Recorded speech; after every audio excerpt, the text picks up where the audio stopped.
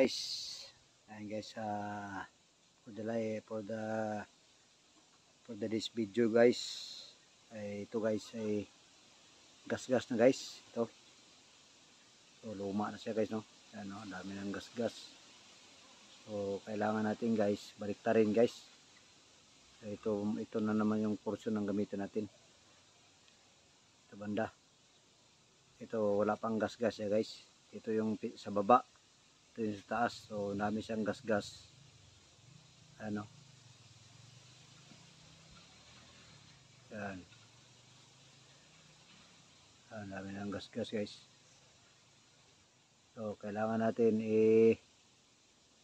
kuha ito guys, putulin ito dito banda, itong side na ito ilipat dito sa kabila.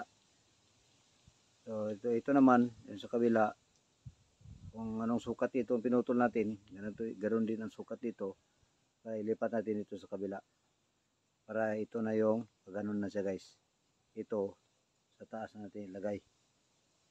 So kailangan putulin saka i-welding natin.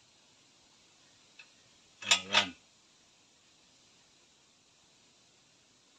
So dito natin guys ito yung gagamitin natin guys. Ayan, DIY natin guys, no, DIY. Dito natin siya ilagay. Ganon. Ganon siya. Ayan, no. Ang gold bar lang. So dito tayo guys magwe-welding. Hitin natin to, higpitan. Ayan, higpitan natin. Ayan.